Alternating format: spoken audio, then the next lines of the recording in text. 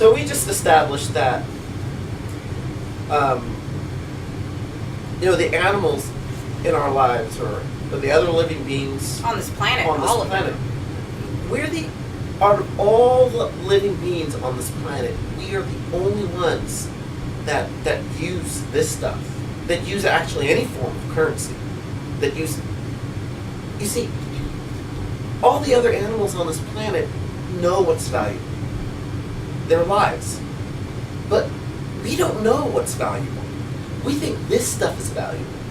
We don't value our lives. We value this, and we will allow people to die over this stuff, which is not valuable. It's just a piece of paper. And even if it was a lump of gold, it would still just be. It wouldn't be valuable. It wouldn't be more valuable than.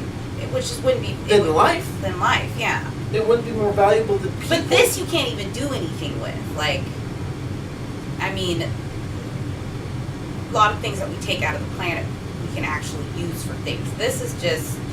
But it's important to remember that even the resources they're not important unless there's life to use it. Exactly. So unless there are people, gold doesn't matter either. Well, just like you were saying, there's examples of dead planets.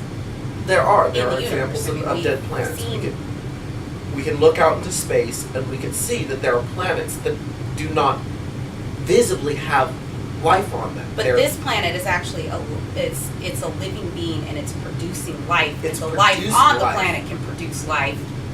And So the planet is actually feeding the life on her. She's a living being. so she's giving to us, and we're supposed to be giving to her and everything else on the planet by taking care of everything. But instead, we focus everything on this. So, I mean, this is a dollar, and this is a person. Okay, so which is more valuable, the dollar or the person? Because, you know, you don't have to be in a war-torn country or the victim of a major natural disaster like what happened to the Philippines to be left out in the cold to die on the street. That happens right here in Portland. That happens all over the United States. That happens all over the planet. That happens all over the planet. Exactly. And it doesn't matter how industrialized or advanced the society is. It's happening everywhere because we're using this stuff everywhere. As if it's valuable. But if there were no people, if you were a billionaire and there were no people around you, this stuff wouldn't matter. It wouldn't matter. You could have all of this you wanted. You'd be completely alone. There'd be nobody to even care about any of it. I mean, nobody wants to be stranded on a deserted island with a bunch of money. That's not what. I mean, what would you ask for if you were stranded on a deserted island? For the rest of your life. Would it be money? That would probably be the last thing that you would ask for. Because unless there's other people, the money's not even.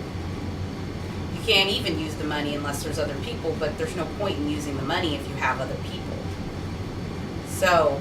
This is once again, we said it before, I will say it again. This is an ideological construct. Okay, this is an objectification of the system of ownership, which is an ideological construct that we are imposing on each other. Then it only affects human beings. This disease. The disease only affects human. It only infects human beings. Yeah, it only infects human beings. But it affects all the life on the planet because we don't do anything with purpose anymore. Because we do everything for this. We don't even think about things in a rational or reasonable manner. Just like, my brother's a vegan and he brought over a lot of videos about how animals are treated, you know, on the factory farms, and we sat through a lot of those, and it's just like, okay, It was gut wrenching. it was gut wrenching, but hard it's just to like watch. it's just like, okay, I'm gonna raise some chickens, and yeah, we're gonna.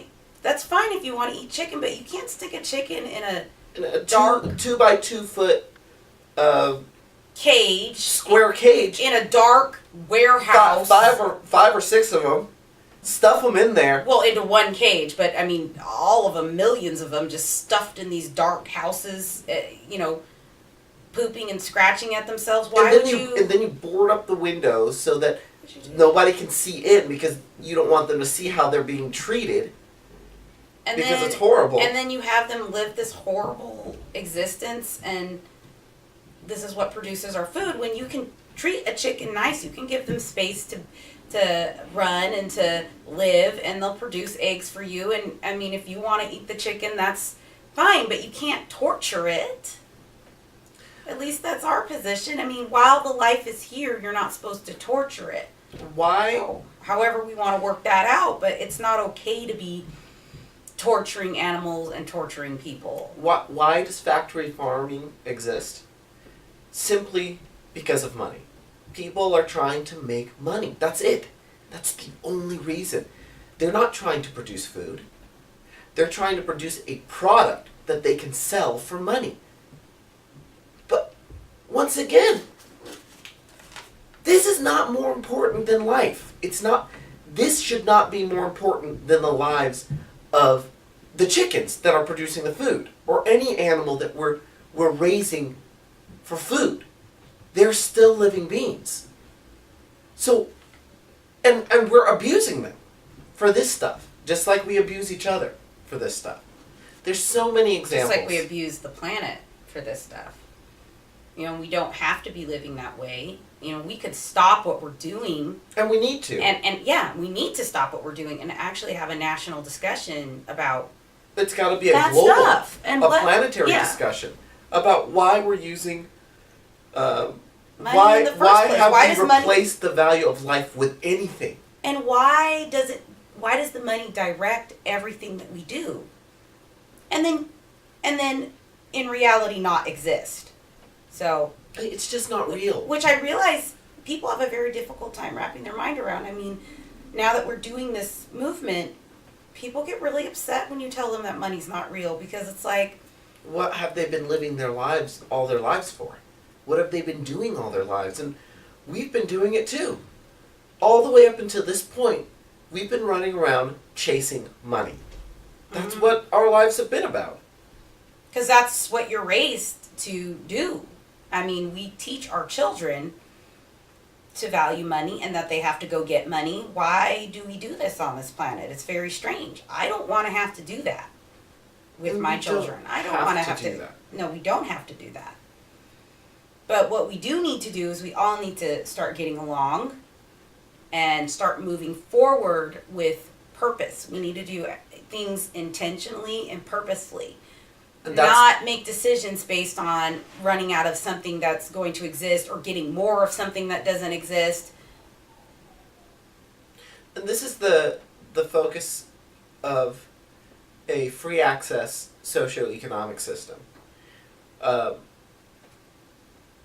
If we change the goal from owning things to life, we can change the driver from money to life. We can actually make, Life the goal, like the human goal. yeah, Because we need a human goal something that we all have in common. something that we can all work together Right. and cooperate with each other to actually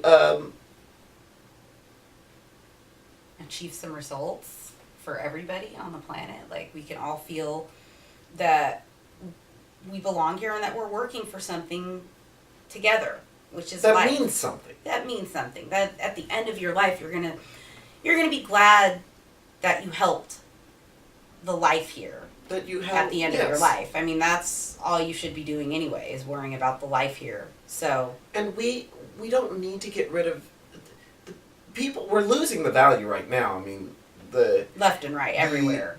even just the natural disasters that have happened the typhoons that are happening in the Asiatic parts of the world. I mean, we don't need to be losing people. We need all the people on the planet to help us fix.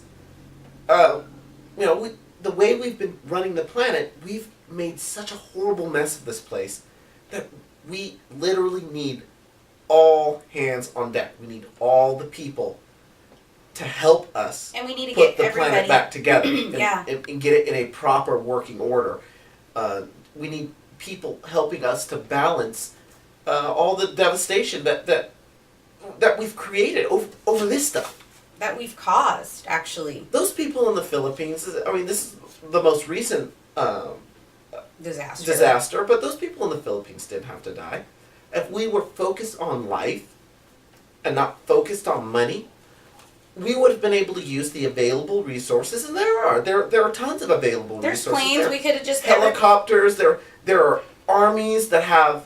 I mean, our army has tons and tons of resources, but there are militaries all over the planet that we could have mobilized. We could have mobilized people. We could have went in there and said, "Hey, there's a typhoon coming. The life is being threatened. Let's go get them out of harm's way." And it's fine if the buildings and that kind of thing are destroyed, because we can always rebuild that, but we can't get the life back. So once we lose our brothers and our sisters and our moms and our dads and our Children. grandparents and all of a sudden, that's it. We can't rebuild that. They're gone forever.